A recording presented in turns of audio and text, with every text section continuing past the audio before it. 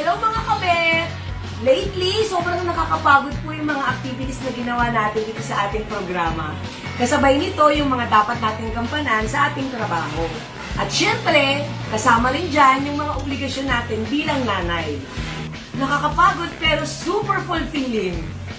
For this episode, samahan niyo akong mag-relax kasama ng ibang nanay.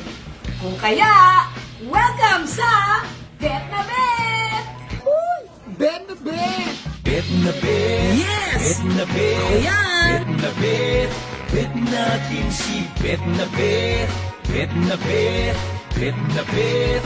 Bet natin si Bet! Oo naman! Sa episode na to ng Bet na Bet, aba, talagang exciting dahil susubukan natin ang mag-relax pero in a different way. Naku, talagang may lalabas natin ang lahat ng mga stress pala dito. Dito sa Ride Rev Palawan, hindi lang basta exercise ang ibibigay nila sa'yo. Sisiguraduhin nila na talagang feel good right after ng activity ang mararamdaman mo. As a mom, naghahanap talaga ako ng workout na magsusuit sa akin. Hindi ako nasanay sa gym, hindi rin ako ganun ka-confident physically. Kaya wala rin ako talagang personal confidence na pumunta sa gym kasi feeling ko ang daming magagaling doon. So, ang personal intention ko is to find a place, a wellness place that offers yoga, rhythm boxing, spinning, yung mga workouts na workout siya at the same time you're having fun while doing it. Kasama natin sa special class na to ang ating mga friendships at syempre ang aming coach, walang iba kundi si Coach Dayan. Kaya naman, simulan na natin!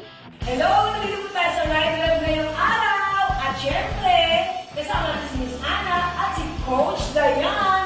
At ito pa natin mga nanay sa likod! Hello everyone, welcome to Ride Rev. This is our spin class and we're happy to be part of Bet na Bet and we would love to show you how all this works. Yay! Kasi yung spin class is one of the best ways to lose weight. Pero other than that, it's also good for your well-being. It's also good for, what do you call this? Not just losing weight, but being happy fit. Kasi may mga iba yung goals lang nila magpapayat. Pero merong iba na yung well-being nila is yung focus nila. So both of that harvest everything. Ayun. And here at Ride Rev, ang pinaka-motto lang po talaga namin is basta babalik kayo. We really want to be with you in your happy fitness journey. Kasi yun naman talaga yun eh. Yung mag-workout ka na, di ba na nakakapagod na? Tapos hindi ka pa masaya. Yun yung nakakainis doon. And here at Ride Rev, we really want you to enjoy the ride. Alright! Yes! Yan ang purpose ng Bet na Bet! Yes! Ayan. So, Miss Ana, so ito, nagbabike, parang usual na nagbabike, bike lang Bet na Bet. Yes! So ito, hanggang, ano lang, hanggang gusto mo. Hindi O may limit ba siya? Meron siyang day flow po. Yes. Actually, this is indoor cycling. Nagbabike ka, pero may music. So when we start our class mamaya, parang nasa part of house na. Ay, gusto ko yan! Alam mo naman, party people!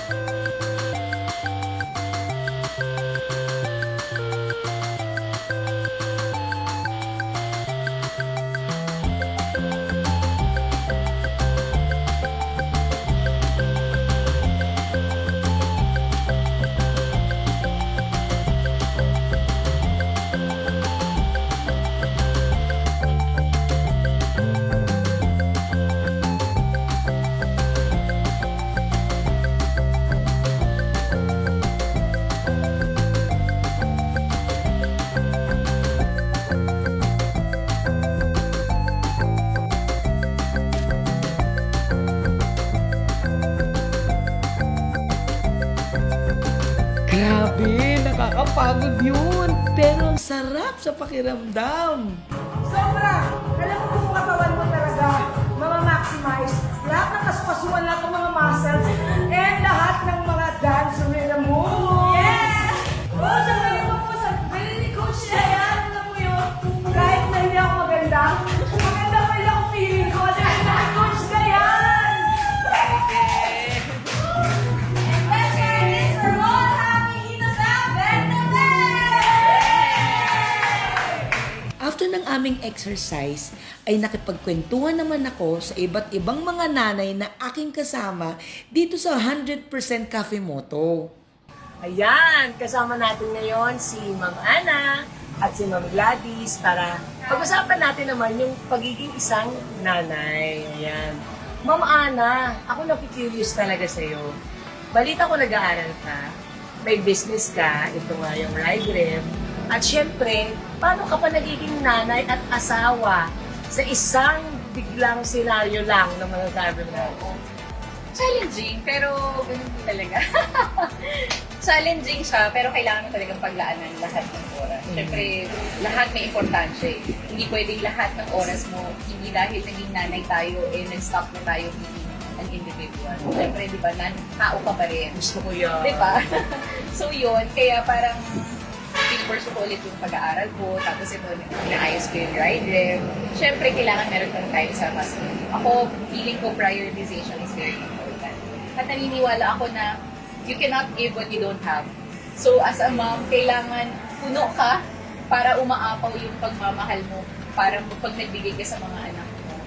Alam mo yun, super happy and super thankful. Challenging kasi kapag ikaw stress ka na, tapos may stress din yung anak mo. Tapos may stress pa rin si Tapos asawa. share mo yung stress Parang mo may sa stress pa si business. Exactly. Ma'am Glad, paano mo yun ang kumbaga nababalanse ba sa kang businesswoman, tapos paano yung love life, at syempre paano yung anak? To be honest, hindi talaga madali. No, normal na tao lang ako, normal na nanay ako, nag-daughter ako na teenager. So parang mahirap din yun lalo na pag may teenage sa anak.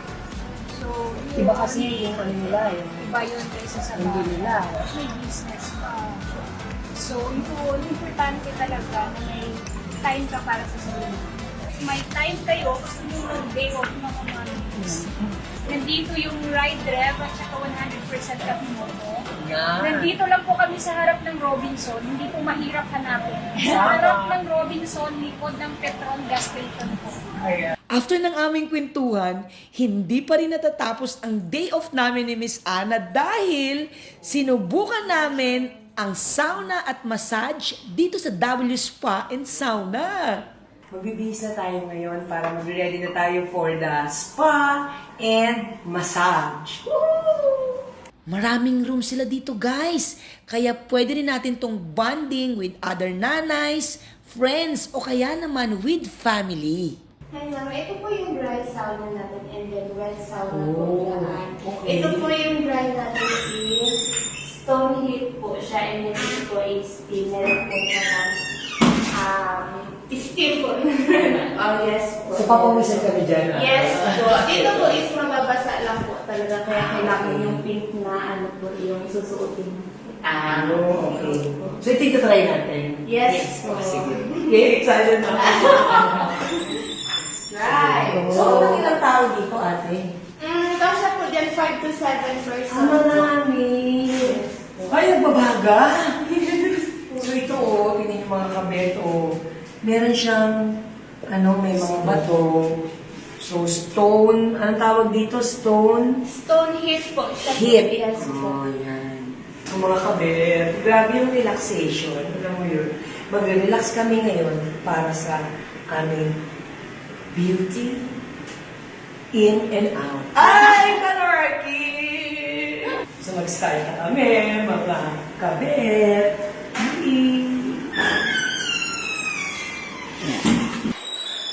Oh my God! Ang pawis! Mamana! Yung labing pawis ko, ang sarap na feeling. Ano ko talaga? Hindi ba natin natapos ang video ko? Hindi na siya natapos. Pero, ang parang lahat ng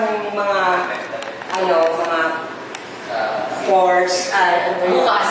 Bukas. Yun yung feeling ko. No, maganda. Saka you feel clean. Parang nalinis. So, ilang minutes ba sa isang araw pwede kang mag-ganyan? Yung requirement, Ang nakikita ko kasi talaga sa Google about it is an average of 15 minutes. 15 minutes every Enough day. to cleanse. Enough to cleanse. O diba, naka 15 minutes po tayo, mga kabit.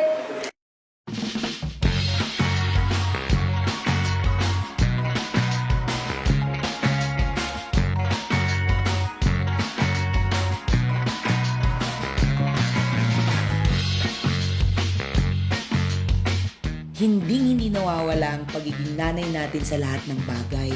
Pero 'di ba, mahalaga rin ang pangalagaan natin ang ating kalusugan, inner peace, para laging on the go tayo sa mga responsibilities natin. Hay, nakapag-relax talaga ako today at natuto rin sa ibang mga nanay.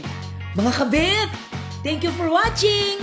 Ako si Beth Maclang at ito ang Bet na Bet!